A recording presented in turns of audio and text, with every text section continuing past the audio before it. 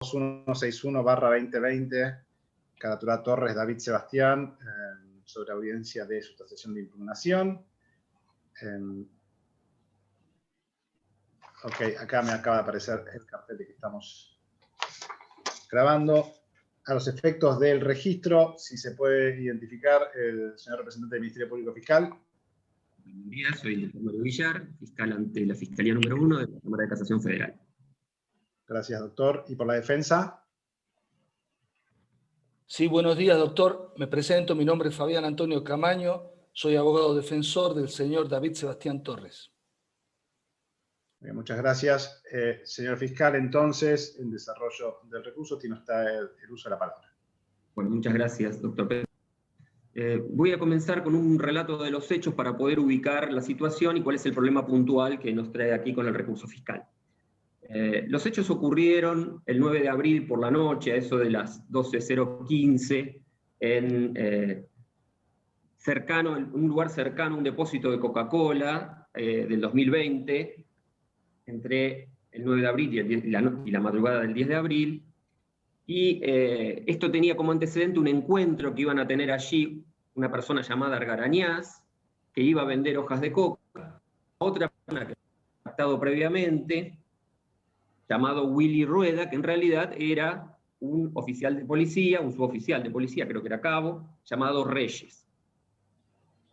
Desde el principio, este Reyes estaba en contacto con otros oficiales de policía para que este acuerdo no fuera realmente un procedimiento policial, sino que apoderarse de lo que surgiera de allí, es decir, las hojas de coca y el dinero que estuviera en ese lugar.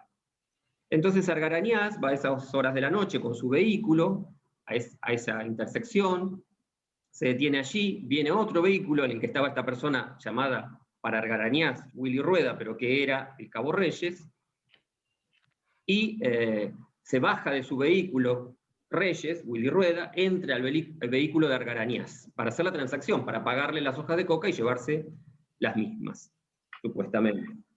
En ese momento llega un vehículo con las luces apagadas, un vehículo blanco de color claro, es identificado posteriormente con esas características, luego prende las luces altas y se bajan 3 personas identificadas con chalecos y gorras de la Policía Federal.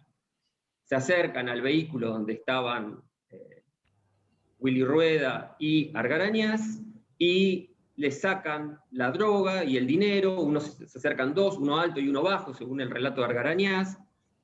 El alto era el que estaba al comando del operativo, o del falso operativo, como quieran llamarlo, y lo dejan ir con su auto a cambio de llevarse ilegítimamente la droga y el dinero que estaba allí.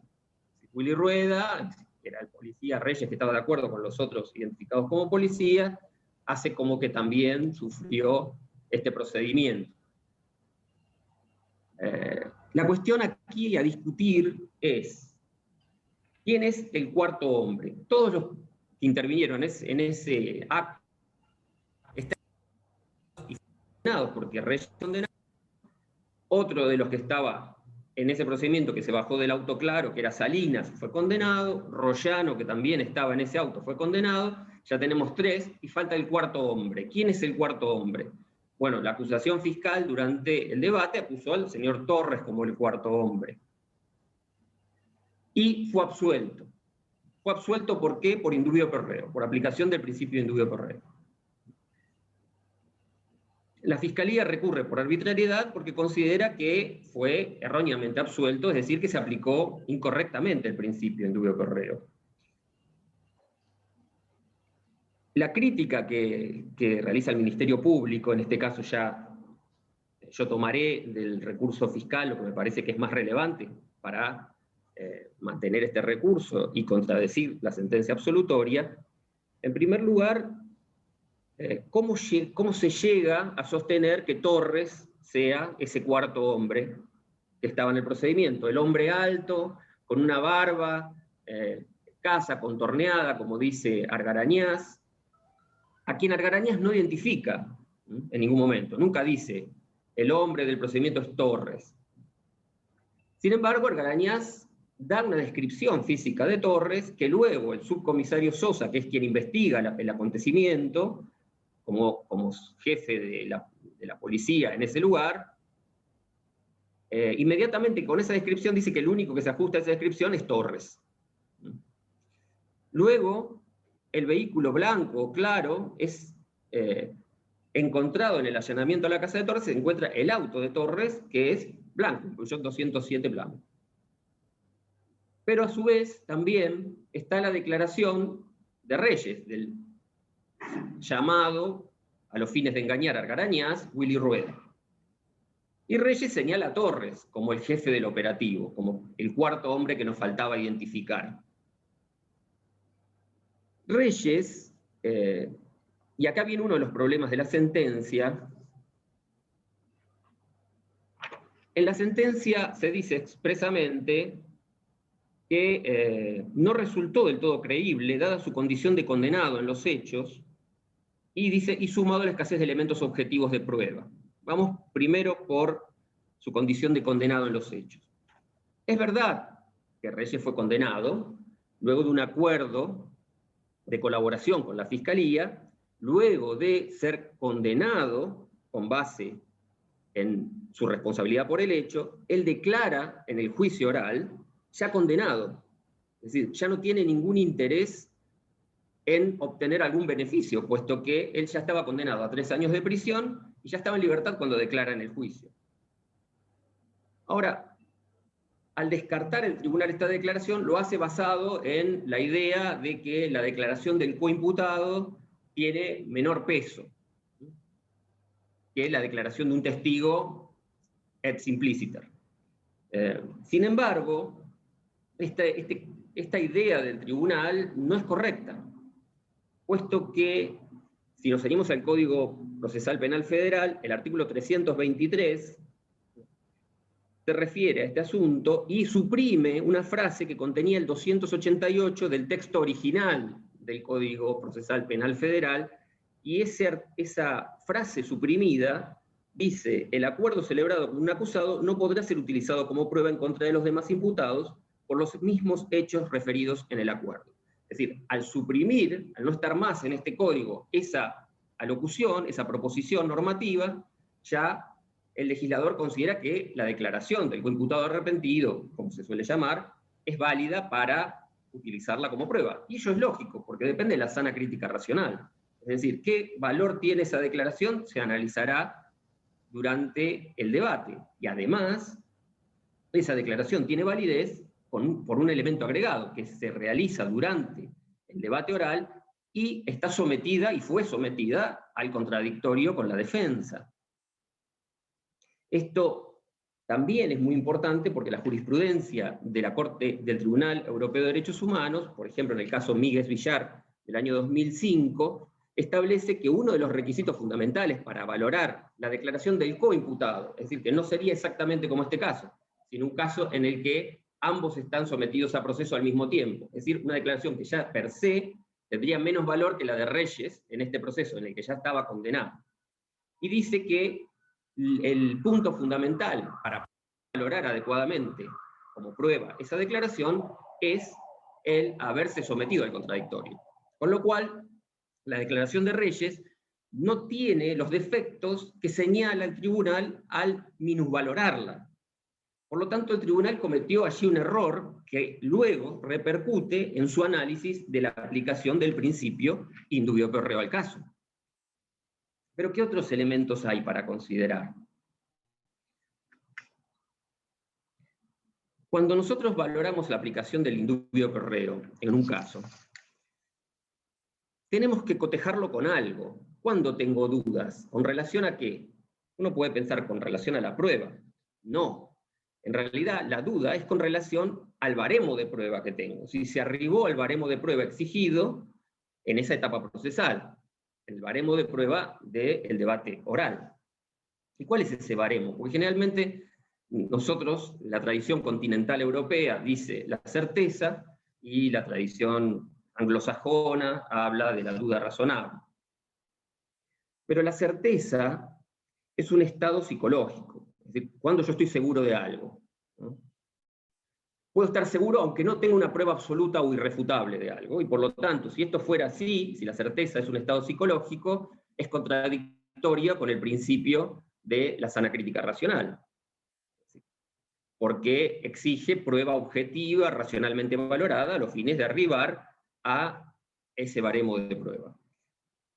Yo creo que es más acertado lo que dice Jordi Beltrán Ferrer en su libro Motivación y Racionalidad de la Prueba, un autor muy vinculado a Michele Tarufo, que murió recientemente, y sostiene que el baremo de prueba es: la hipótesis, dice exactamente, debe ser capaz de explicar los datos disponibles, integrándolos de forma coherente, y las predicciones de nuevos datos, ya que la hipótesis permite formular, deban haber resultado confirmadas. Segundo punto: deben haberse refutado todas las demás hipótesis plausibles explicativas de los mismos datos que sean compatibles con la inocencia del acusado. Es decir, ¿cuál es la hipótesis probatoria de la Fiscalía?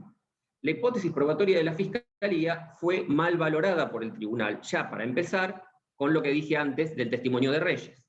Se le quitó valor como si fuera un simple coimputado, y no se trata de un simple coimputado, y a su vez, si fuera un coimputado, la jurisprudencia del Tribunal Europeo de Derechos Humanos, que la Corte dice que es interpretativa de los pactos nuestros también, establece que si fue sometido al contradictorio ya es una prueba que debe ser valorada en el conjunto de pruebas y no minusvalorada per se por el hecho de ser de un coimputado.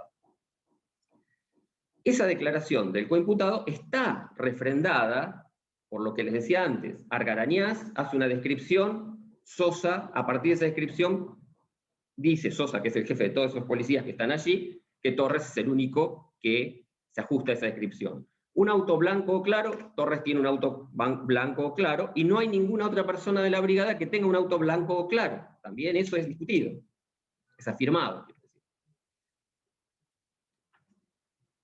También está una cuestión que es bastante interesante, como indicativa también del interés de Torres por el asunto, es que en el debate, el defensor, en su alegato, dice algo que realiza algunas preguntas a Reyes para demostrar que Reyes no pertenece al mismo equipo dentro de la brigada, que hay 3 equipos y que no pertenece al equipo de Torres, para desvincular a Torres de Reyes. ¿Por qué Torres iría con Reyes si no pertenecen al mismo equipo?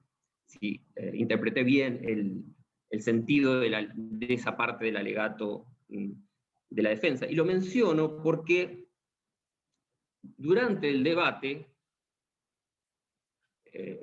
se expresa que había un sumario que estaba investigando Torres respecto a una persona llamada Gamarra. Gamarra sería el socio de Argarañaz, el que le brinda las hojas de coca o de alguna forma lo vincula, porque durante el debate se expresó que Gamarra era reconocido como vinculado al narcotráfico. Entonces Torres conocía las actividades de Gamarra, que era el socio de Argarañaz, y a su vez, luego de los hechos, Torres envía un WhatsApp a Sebastián Díaz, que es el testigo al que me estoy refiriendo durante el debate, y en ese WhatsApp Torres le dice: Sebas, no mires las cámaras, después te explico. Decile al subcomisario que ahí no hay cámaras. Que no mire las cámaras que estaban en el depósito o cercano al depósito de Coca-Cola donde ocurrieron los hechos, el día que ocurrieron los hechos. Torres se inmiscuye en la investigación posterior con fines frustratorios. Decirle que no hay cámaras. Resultó de hecho que no había cámaras. Pero eso no quita el sentido probatorio de ese WhatsApp enviado por uno de los que podían ser sospechosos a uno de los policías investigando el hecho. De esta forma, hay una serie de indicios en derredor de la declaración de Reyes. A su vez, también, Salinas y el otro imputado, que se llama Royano, firman un acuerdo de abreviado por la responsabilidad respecto de este hecho. En ese acuerdo de abreviado, ellos dicen que es Torres el cuarto hombre. En la descripción de los hechos incluyen a Torres. Con lo cual tenemos la declaración durante el debate de Reyes, los otros indicios que mencioné, el auto, el interés por frustrar la investigación, la identificación que realizó Reyes de Torres, todo este conjunto, y también los abreviados de Salinas y Royano, todo este conjunto señala como única persona que podía ser ese cuarto hombre a el señor David Sebastián Torres. ¿Cuál es la hipótesis de descargo que se esgrimió también durante el juicio? Hubo una hipótesis de que el señor Torres no podía haber estado en el procedimiento, debido a que a una hora aproximada a la del procedimiento, del falso procedimiento, estaba en el hospital por un cuadro febril de su hijo. Y ahí declara el médico, que supuestamente lo atendió al hijo, que era Marco Andrés Barrionuevo. Es el segundo punto de lo que mencioné antes respecto de las hipótesis alternativas que puedan explicar la ausencia de esa persona, que puedan hacer un descargo y refutar la hipótesis acusatoria, si se quiere decir de esa forma. Sin embargo, el propio tribunal, en la sentencia respecto de Barrionuevo, dice que si bien el testimonio de este último no resultó creíble, es decir, que el tribunal dice que el testimonio del médico que da la justificación de que Torres estaría en otro lugar, no resultó creíble.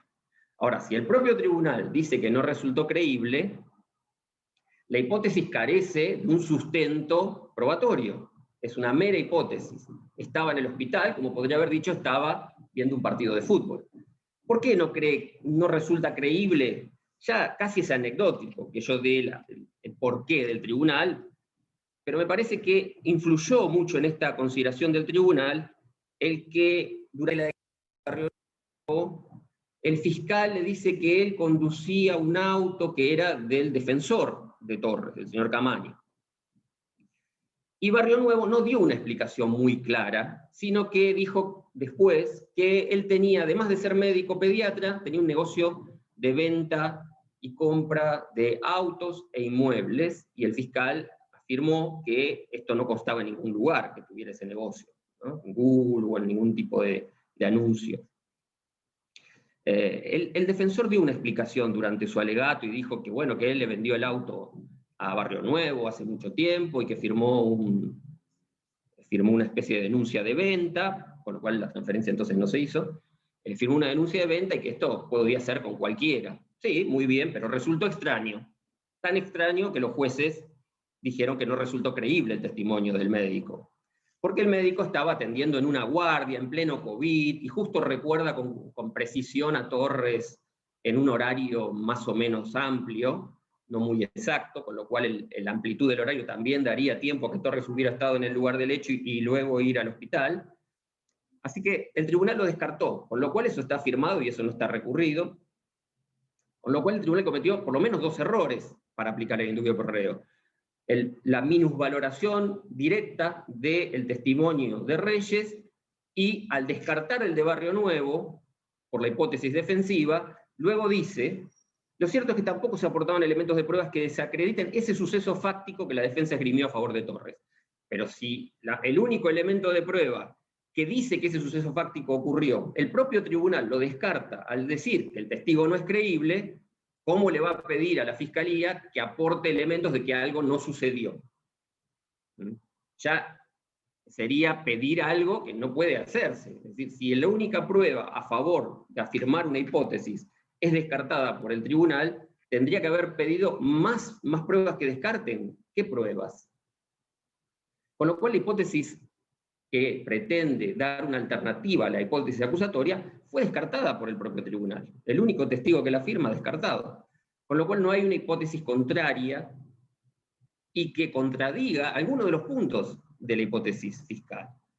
Con lo cual la sentencia debe ser revocada porque aplica mal el indubio pro reo. Es decir, no explicita contra qué baremo y cómo construyó ese baremo con la prueba, y por qué los indicios no pueden apoyar o considerarse confirmados mutuamente con la declaración de Reyes, cuando ya la declaración de Reyes la valoró equivocadamente.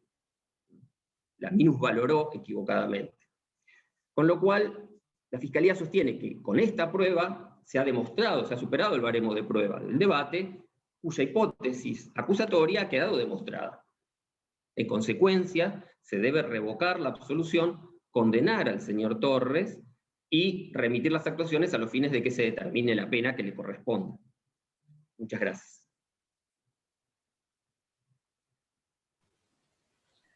Gracias, señor fiscal. Señor defensor, está usted en uso de la palabra para contestar el alegato del fiscal. Muy buenos días, señores jueces. Antes que nada, no sé si me escuchan bien. Bueno, quisiera presentar muy brevemente. Mi nombre es Fabián Camaño, como ya se lo dije. Tengo más de 25 años de ejercicio profesional. Soy un entusiasta estudioso de la memoria y además un activista para evitar condenas erróneas, que en este caso, gracias a la sapiencia del tribunal que resolvió en primera instancia esta cuestión, se evitó, que es una condena errónea. Después déjenme decirles, señores jueces, que tengo una profunda emoción el día de la fecha, porque me siento muy honrado de poder alegar ante tan distinguido tribunal. Siento una emoción similar a la que siente un abogado americano, y tuve la suerte de ir a la Corte Suprema de Estados Unidos cuando alega ante la Corte Suprema, porque en el caso de Argentina, la Cámara de Casación Penal Federal es el órgano de máxima jerarquía que le da real importancia al mérito de la prueba. Además, quisiera, como introducción, valorar y pedirle al tribunal, que tiene tantas calidades personales, porque pese al poco tiempo que hemos tenido para estudiar, tengo una gran admiración por los dos jueces de carrera judicial y por la jueza que ingresó a través, primero ejerciendo la profesión liberal, que es la doctora Figueroa. Es decir, admiro tanto al doctor Barretaveña como Petrone por sus calidades, por sus cualidades, por los posgrados que han hecho, y especialmente a la doctora Figueroa, porque creo que le da el complemento necesario a un tribunal para que tenga no solo la visión de una formación de carrera judicial, sino la mirada de un abogado particular. Y además, siendo la doctora Figueroa una activista, o fue en su momento activista también por los derechos civiles en el caso de las causas de memoria y justicia. Y yo diría esto, modestamente también me considero una activista, pero por la memoria del testigo, que es una cosa absolutamente diferente de la memoria que puede tener una persona que ha sido víctima de los delitos de genocidio de Estado, que ya voy a explicar a posteriori. Haciendo una pequeña finalización de la introducción, creo que es tan importante tener un complemento de un juez que ejerza la profesión particular con los jueces de grado, porque creo que es una especie de analogía a lo que pasó oportunamente en Estados Unidos en la década del 40, cuando el notable abogado particular Thurgood Marshall, que a posteriori fue el primer juez afroamericano de la Corte Suprema de Justicia, ingresó justamente por su defensa de los derechos civiles de las comunidades minoritarias, buscando la abolición de las leyes Jim Crow, o sea, las leyes de segregación racial que existían en el sur de los Estados Unidos. Ahora bien, ingresando a la cuestión, yo quiero hacer una pequeña introducción, aprovechando, reitero, la calidad enorme que tiene este tribunal, porque creo, modestamente, sin que me crea un estudioso de la memoria supremo, pero creo que está en las manos del tribunal, y quiero aprovechar esta oportunidad de dictar un fallo señero en materia de la valoración de la prueba de testigos. He visto un fallo que sacó esta misma sala sobre el valor de la prueba de testigo imputado colaborador, pero solamente se relacionó con una cuestión diferente, que es la posibilidad de introducir esa prueba y valorarla. Yo lo que le pido al tribunal en este caso es que cuando analice esta cuestión, yo creo que le sobra aptitudes profesionales, den una pauta de valoración, o sea, nos digan, porque no existe un precedente en toda la jurisprudencia argentina, ni siquiera de la Corte Suprema, cuando un testimonio en general tiene mayor o menor valor. Es decir, lo que quiero es que se traiga a la ciencia del testimonio ocular a los tribunales de justicia. Y para eso debo iniciar mi argumentación sobre los tópicos hablando de la memoria. La memoria es la causa eficiente de los recuerdos que tiene un sujeto, ergo es de dónde surge el testimonio, porque el testimonio justamente es un relato sobre lo que la persona ha visto o percibido a través de sus sentidos. Justamente la memoria no tiene el concepto antiguo que uno tenía de que era una especie de sistema cerebral que funciona de manera análoga a como lo hace una videograbadora o una filmadora, sino que la memoria es recreativa. Esto enseñan los estudiosos como el doctor Daniel Schachter, el doctor David Eagleman, y la pionera en los experimentos sobre memoria, que fue la doctora Elizabeth Loftus. La memoria es recreativa en el sentido de que cuando una persona hace el esfuerzo por recordar algo, lo que hace es reinventar lo que cree que percibió. Y justamente en ese proceso de reinvención se produce una contaminación involuntaria de la percepción original con los prejuicios personales que pueda tener la persona o con cualquier tipo de información adquirida a posteriori. ¿Qué es lo que creo que ha pasado en este caso? Y ya voy a explicar por qué. Existe un autor muy notable que es el doctor Daniel Schachter, que habla de los pecados de la memoria, quien menciona que hay 7 pecados de omisión, que son aquellos en donde no existe recuerdo de ningún tipo, y pecados de comisión, que se configuran cuando un recuerdo es intrusivo o cuando existe un recuerdo inexacto. Hablo de los pecados porque justamente entre los pecados de omisión estimo que se ha cometido uno, o mejor dicho, la Fiscalía, quizá de buena fe, ha cometido uno cuando pretende modificar esta sentencia. Los pecados de omisión son 3. El bloqueo, que es cuando alguien no recuerda algo, como cuando alguien tiene una información en la punta de la lengua y en ese momento preciso no recuerda. Un ejemplo típico es, por ejemplo, cuando alguien ve el rostro de un actor de cine y recuerda el carácter que interpretó y no el actor verdadero que hizo el rol. Ejemplo típico, para mí, por ejemplo, muchas veces no identifico a Tom Hanks, sino digo Forrest Gump, por el personaje tan emblemático y famoso de este actor de Hollywood. No tiene nada que ver en este caso, pero lo explico solamente a los fines introductorios y porque considero que es demasiado importante lo que ustedes van a resolver. El otro pecado de omisión es la distractibilidad, que se configura cuando alguien no está prestando atención y no ingresa nunca el conocimiento o la información. Y el tercero y más importante en este caso, que es la temporalidad de la memoria. La temporalidad de la memoria significa que con el paso del tiempo necesariamente los recuerdos decaen o pueden contaminarse. Y hablo de esto y aprovecho la maravilla de la tecnología, vuestras excelencias, porque existen constancias grabadas de todo lo que aconteció durante este proceso, y en especial constancias grabadas y WhatsApps desgrabados de lo que dijo Argañarás. Una pequeña corrección, doctor Villar, no era no me acuerdo. Argañarás es el verdadero apellido. Usted hizo una pequeña confusión, pero no importa, no estuvo al tanto.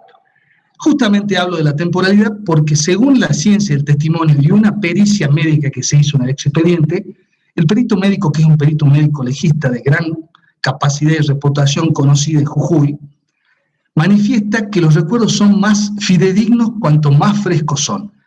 Y justamente, yo quiero recordar al tribunal, el señor Argañarás declaró 4 veces.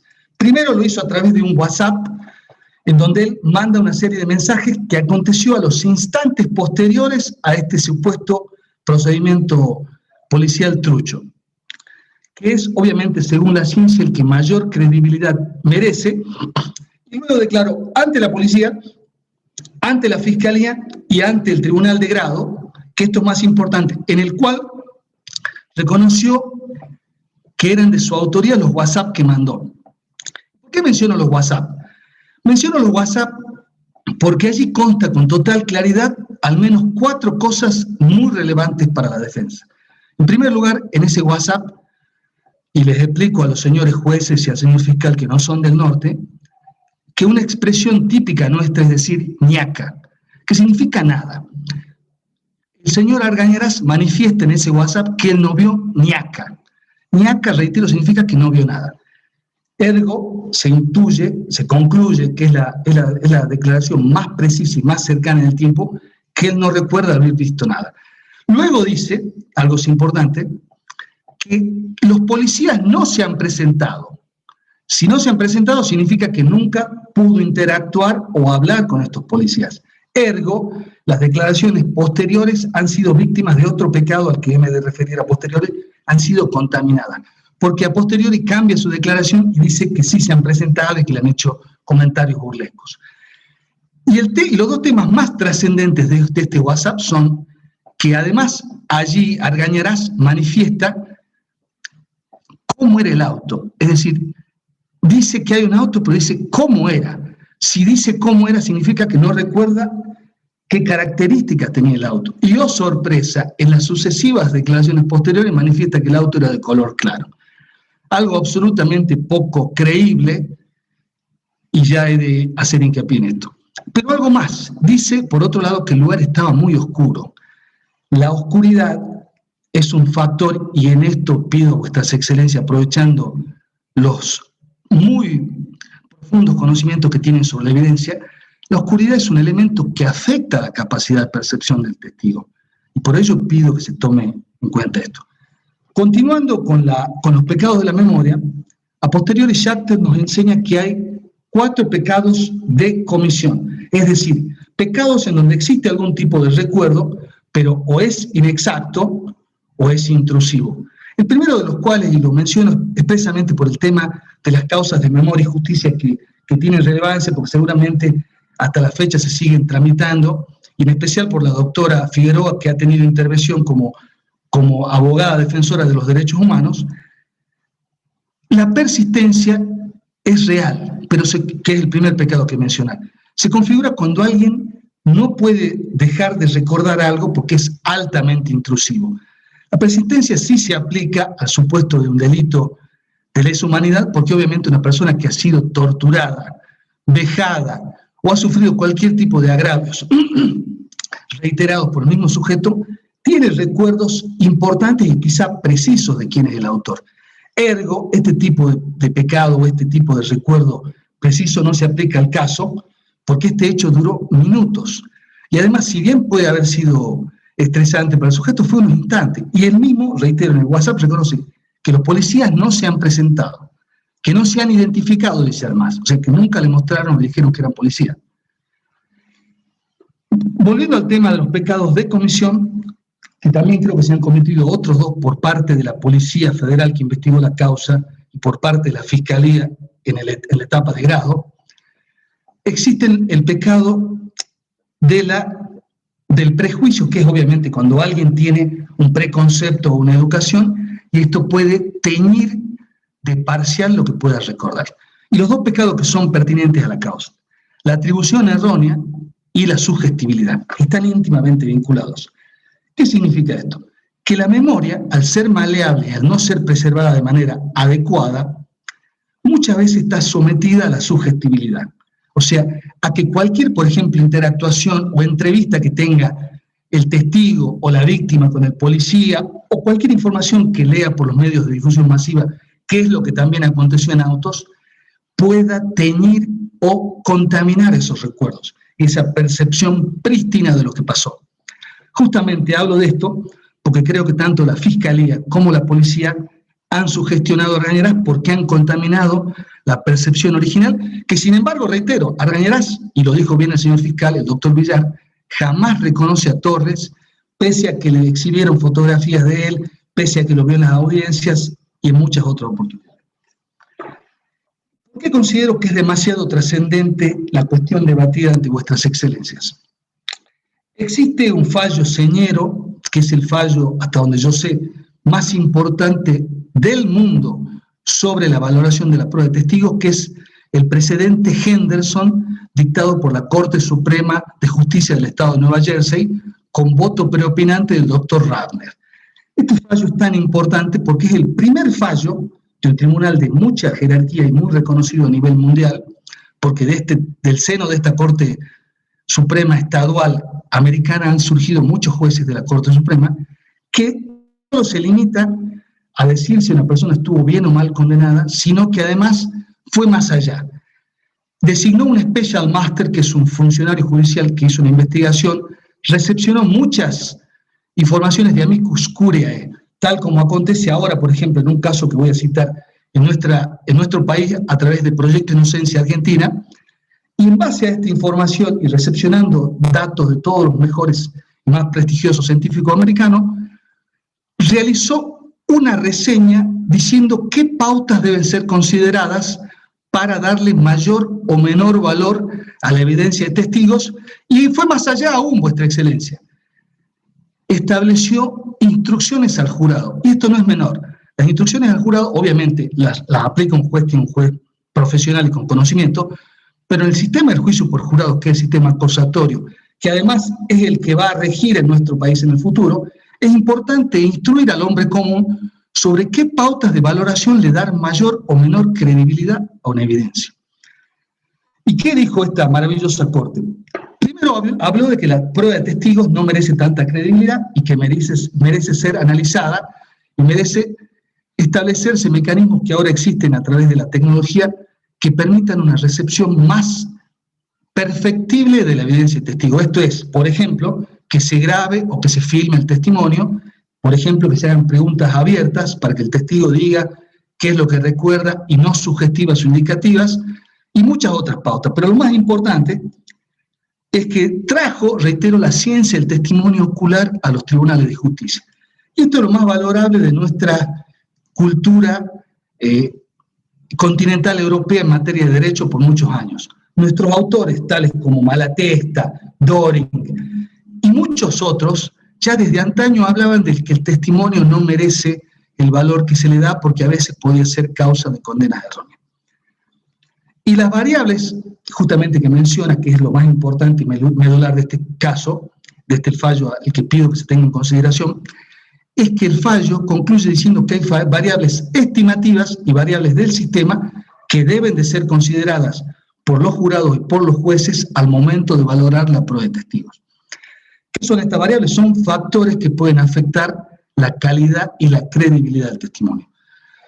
Las variables estimativas son aquellas que no dependen de la administración del sistema de justicia y que, por suerte, en el fallo que ha sido recurrido, han sido tenidas en cuenta por el Tribunal de Grado.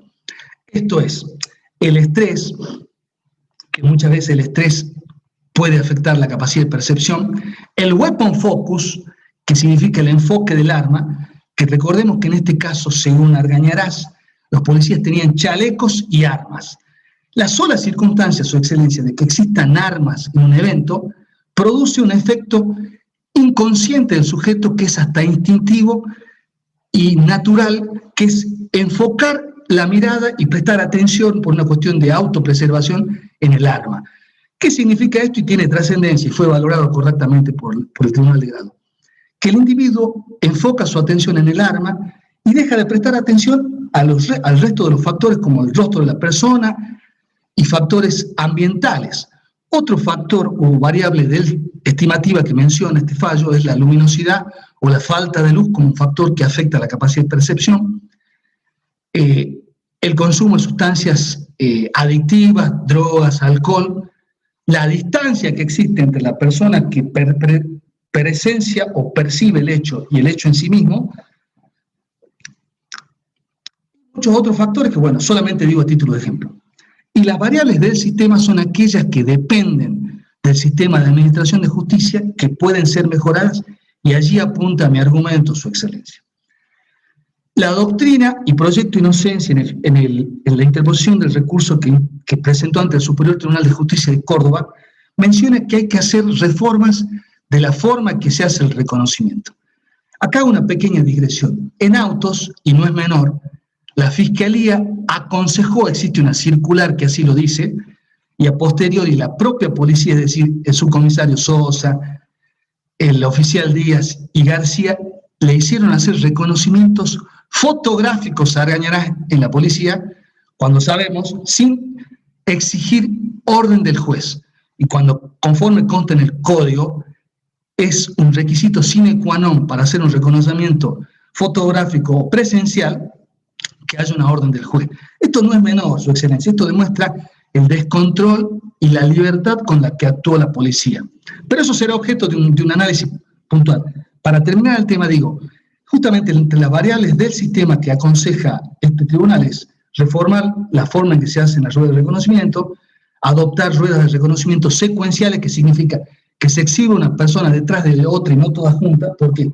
Porque eso permite que el testigo compare el recuerdo que tiene de la persona con la persona que se le exhibe y no haga una conclusión relativa. La conclusión relativa significa que el individuo, cuando se le exhiben todos juntos, tiende a elegir al que más se asemeja al recuerdo que tiene del perpetrador.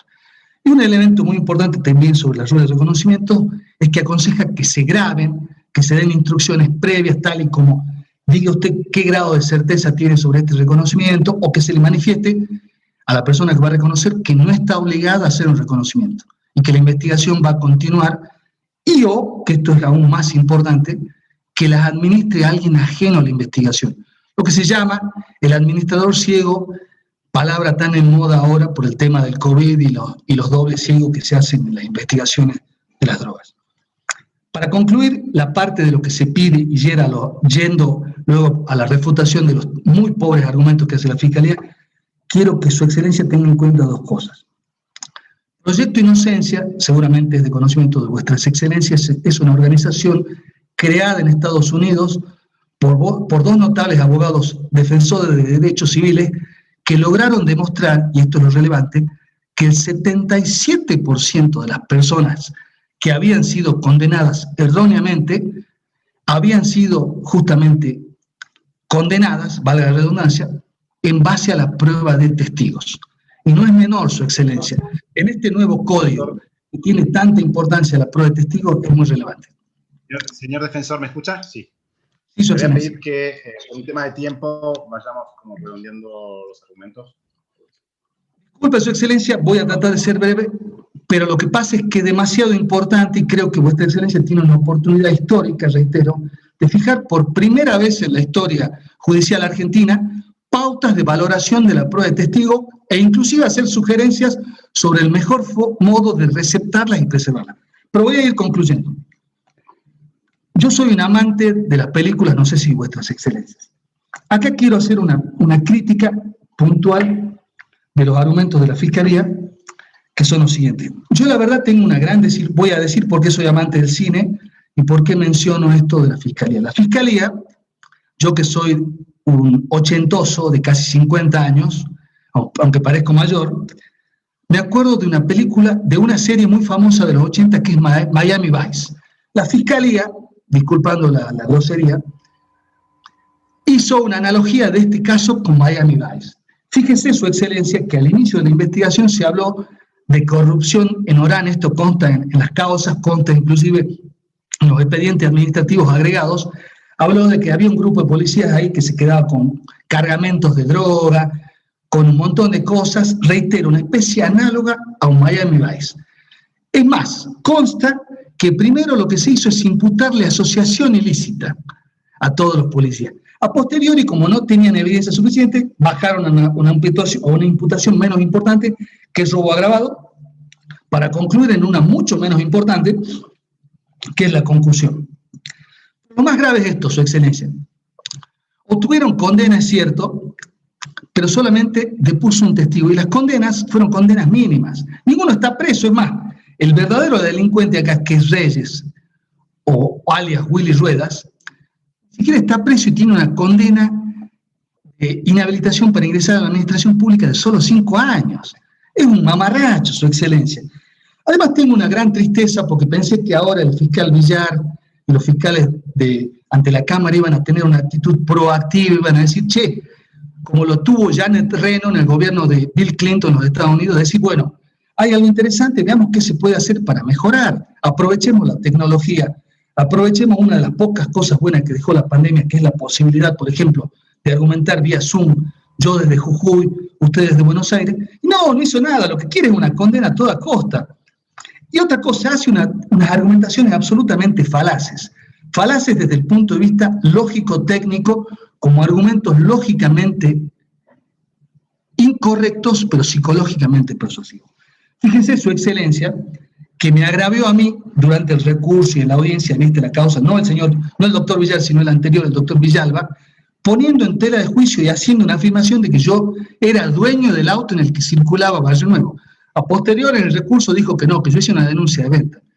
Y ahora el fiscal comete otro error, y eso es que es un funcionario federal, de que yo soy responsable porque no hice la transferencia. La transferencia la tiene que hacer el comprador. Yo exímome de responsabilidad haciendo la denuncia de venta, que la hice en el 2017. Entonces esto es un argumento, es un ataque personal en contra del susodicho, sin refutar los argumentos que di, no refutó la ciencia, no refutó los argumentos técnicos, no refutó la pericia que obra en auto, la pericia del doctor Pérez Heredia. Luego lo agravia Barrio Nuevo, y fíjense en el recurso, es una inconsistencia y un mamarracho que hace el fiscal que recurre por escrito, dice que el juez valora el testimonio de Barrio Nuevo. Ahora el doctor Villar, inteligente, cambió el argumento y dice que no, que pese a que no se tuvo en cuenta el argumento de Barrio Nuevo, esto es autocontradictorio. Consta por escrito el recurso en donde el fiscal dice que se agravia de la valoración del testimonio de Barrio Nuevo. Ahora el fiscal se corrigió en la Cámara y dijo que no se valoró.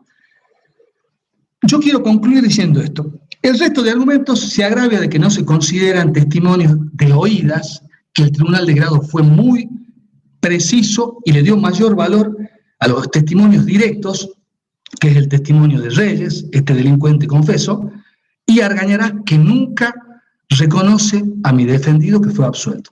Todos los demás testimonios, doctor, son falsos. Es decir, tanto Royano Manríquez como Salinas Núñez no han declarado, han reconocido culpa, pero no han declarado. Si no lo hubieran hecho en ocasión de la vista de la causa. Ergo, esta prueba no tiene entidad y jamás sitúa a mi defendido. Otra cosa importante, Argañarás, y esto no es menos importante, Su Excelencia, manifiesta que los policías que se bajaron del auto eran 4. Sin embargo, Reyes dice que eran 3. Es decir, ni siquiera las declaraciones de los supuestos testigos directos coinciden. Reitero, Argañarás manifiesta que los policías eran 4 los que se bajan en esta declaración coachada por parte de la policía. Reyes dice que eran 3. Argañarás dice que tuvo una intervención previa y compró anteriormente unos cuantos kilos de coca con Willy Ruedas, y Ruedas dice que jamás tuvo interactuación previa con Argañarás. Y lo más importante, Argañarás manifiesta que le robaron, además de las hojas de coca, 50.000 pesos. Reyes dice que no había más nada que coca en mal estado y la tiró, es decir, niega que existieran 50.000 pesos. Entonces, es falso también lo que dice la Fiscalía, de que es totalmente concordante lo que dice Reyes con Argañarás. Para ir cerrando y aprovechando que cerrando los argumentos de la Fiscalía, ¿no? Yo haría una analogía a la conducta de la Fiscalía aprovechando que hay 2 jueces que son de Buenos Aires, cuna de grandes equipos de fútbol, y la doctora Figueroa, que es de Rosario, también cuna de otro enorme grupo de futbolistas y de clubes de fútbol. La Fiscalía, Su Excelencia, especialmente en los delitos federales, está acostumbrada a patear penales sin arquero. Está acostumbrada a litigar sin litigantes que peleen. ¿Por qué? Porque obviamente, como habitualmente buscan detener a personas a las que se les hace secuestro de hojas de coca o secuestros de cocaína, la defensa que tiene el individuo al que le secuestró es mínima, es inexistente. En este caso, como tuvieron que probar y cumplir con la carga de la prueba, que es otra cosa muy importante, no lograron probar nada. Por ello, Su Excelencia, también es falso lo que dice la Fiscalía de que el juez no da razones para rechazar la testimonial de Reyes. Sí las da, es más, hace una aplicación correcta de las interpretaciones de los principios jurídicos del derecho. Como sabemos, según los principios jurídicos del derecho, la ley especial prevalece sobre la ley general. En este caso, el nuevo Código de Procedimientos Penales Federales menciona en el artículo 208 una condición sine qua non para que se pueda condenar en base al testimonio del imputado colaborador, que es que existe elementos suficientes tanto de la materialidad del hecho como del hecho en sí mismo o de la circunstancia que corroboren los dichos del testigo. Obviamente esto no se en autos y por eso el Tribunal de Grado resolvió correctamente absolver a mi defendido. Otro argumento que dice la Fiscalía, ya para ir terminando con este argumento y refutando cada una de las cosas que dijo, es de que no se le dio valor a los testigos de oídas. En realidad lo que hizo el juez de grado es lo correcto, que es darle prioridad a la evidencia directa, que en este caso era el WhatsApp, eran los testimonios directos, y en segundo lugar, y muy lejos, porque no tienen la entidad probatoria adecuada, que es a los testimonios de oídas, en cuyo caso se aplica la regla del hearsay rule, aplicable en materia del derecho anglosajón, que es esto. el rumor popular o el comentario de alguien que escuchó algo o que transmite algo que otra persona le dijo no tiene entidad. Él quiere validar pruebas como la de, no me acuerdo en este momento porque no lo tengo anotado, pero es una memoria, de un testigo que dice que Torres estaba nervioso. Ahí hay al menos dos factores por los cuales este argumento es falaz. Primero, el policía no tiene conocimientos científicos, no es médico, no es psicólogo para saber si realmente Torres estaba nervioso o no. Y en segundo lugar, estuviese nervioso o no estuviese, ello no es indicio de ser culpable. Esto lo demuestra la evidencia científica, los escáneres, inclusive la prueba del polígrafo. Y para hablar con WhatsApp, hay otro tema que no quiero que se deje pasar por alto, Vuestra Excelencia, y ya voy a ir redondeando, y discúlpenme si me excedí un poco porque estoy muy emocionado, estoy muy contento de poder hablar ante un tribunal tan prestigioso. Es la primera vez que hablo ante la Cámara de Casación Penal, así que me entenderán, pese a que tengo 25 años ejerciendo, que es el tema de un WhatsApp que le manda, esto es muy importante, que le manda Torres en una interactuación con el oficial Díaz. Ese WhatsApp es de fecha 11 de abril. La Fiscalía, cuando hizo la acusación, esto también consta en el expediente y consta en las declaraciones que hay en autos, manifiesta, y esto es muy grave, que la investigación se inicia luego de la denuncia se plasma el día 14.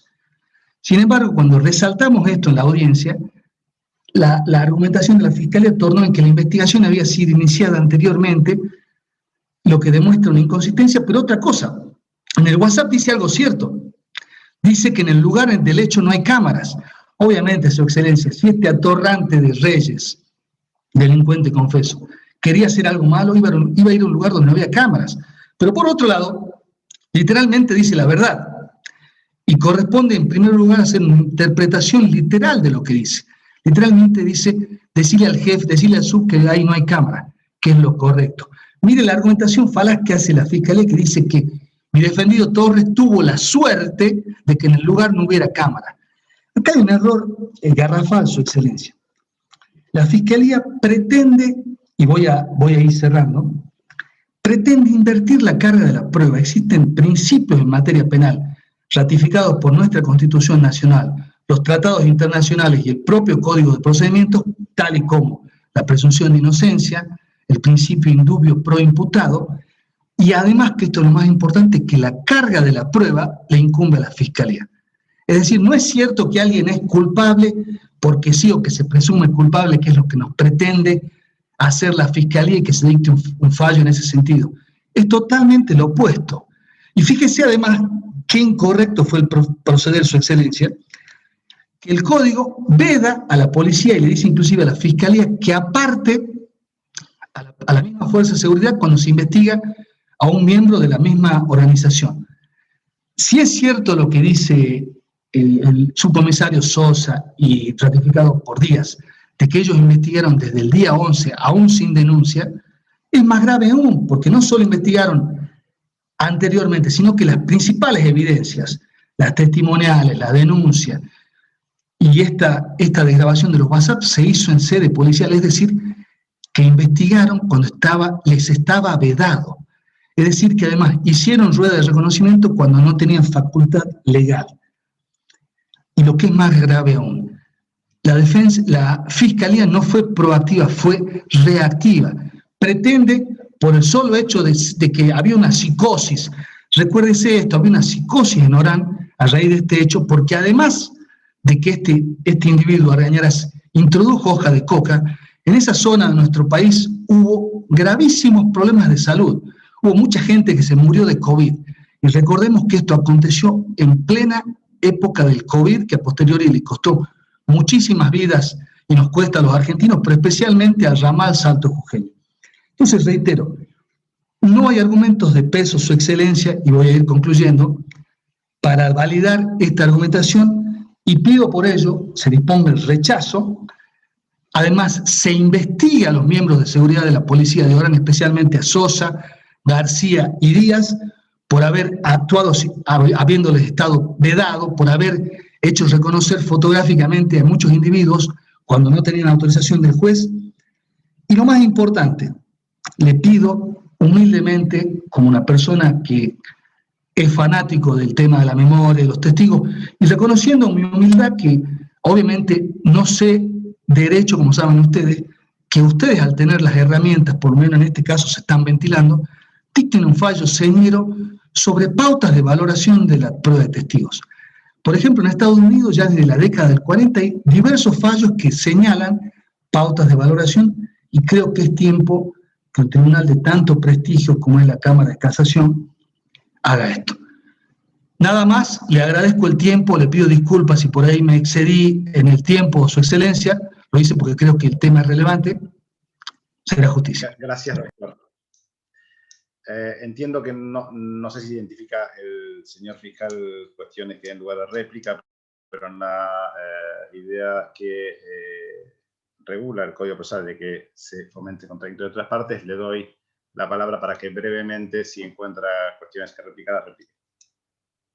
No, señor presidente, no encuentro ningún motivo de réplica porque muchas palabras, pero discutió con otro fiscal, no con lo que yo dije, y Argañarás, como dije antes, nunca reconoció a Torres, así que toda la cuestión de qué recuerdan o no recuerdan los testigos me resulta irrelevante, por lo tanto no voy a contestar. No voy a hacer réplica. Gracias, señor defensor. Señor fiscal. Señor defensor, el fiscal no ha replicado, pero no obstante, para asegurar la bilateralidad, le pregunto si hay algo que decir. No, en igual sentido, Su Excelencia, y disculpe por haberme excedido del término, ¿no? Te vuelvo a pedir. Gracias. Señor Torres, ¿me escucha bien? Sí. Sí, Le pregunto si entendió lo que acaba de suceder. Usted escuchó el alegato del señor fiscal y el alegato de defensa de su defensor. ¿Entendió lo que sucedió en esta audiencia? Perfectamente, su señoría. Gracias, señor Torres. Doctora Figueroa, ¿hay alguna pregunta que quiera hacerle a alguna de las partes? No, señor presidente, está bien con lo Muchas gracias. argumentado por ambas partes. Señor doctor Barrotaveña. No, señor presidente, ninguna pregunta, gracias. Gracias, doctor Barrotaveña. Solo a los efectos formales. Señor Torres, lo voy a identificar y hacer algunas preguntas de carácter en relación a su personalidad. Usted ¿nos puede decir su edad? 36 años, doctor. Gracias. ¿Está casado? Casado. ¿O en pareja? ¿Tiene hijos a su cargo o menores a su cargo? 3 hijos menores de edad, 17, 6 y 4 años. Gracias. ¿Cuál era su oficio? Ya sabemos de su ocupación, pero si nos puede describir particularidades hasta el momento en que la causa se inició. Era oficial de la Policía Federal, ostentaba la jerarquía de inspector y me desempeñaba como jefe de una de las brigadas de la División Antidrogas SORAM. Gracias. ¿Tiene otras causas o condenas anteriores? Ninguna, su señoría. Gracias. ¿Las partes, alguna pregunta sobre las cuestiones personales al imputado? Señor fiscal. No. Señor defensor. No, gracias. Sí, Su Excelencia, una sola preguntita. Me gustaría que el señor Torres, le comente al tribunal por qué no aceptó las sugerencias de arreglo o de condenas acotadas que le ofreció la Fiscalía durante todo el proceso. No, señor presidente, no es pertinente la pregunta en esta instancia. Tiene razón. Voy a hacer lugar a la oposición del señor fiscal. Si quiere reformular algún tipo de pregunta en relación a las cuestiones personales del imputado, y si no, lo voy a dar por concluido el interrogatorio. No, le voy a decir, si quiere le pido al señor Torres que si quiere le comente al tribunal su opinión sobre este tema, como para ir concluyendo, nada más, si él quiere. ¿Cuál es este tema?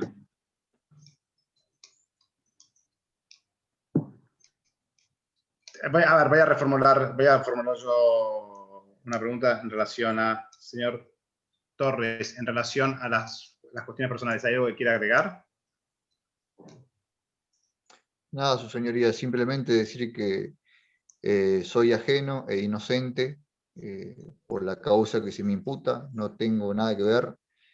La verdad que fue un balde de agua fría para mí, para mi familia, para mi entorno. Vivo en El Carmen, una ciudad chica, donde la mayoría nos conocemos, muchos miembros de fuerzas policiales, ejército, jefes de policía de la provincia que viven acá a cuadras.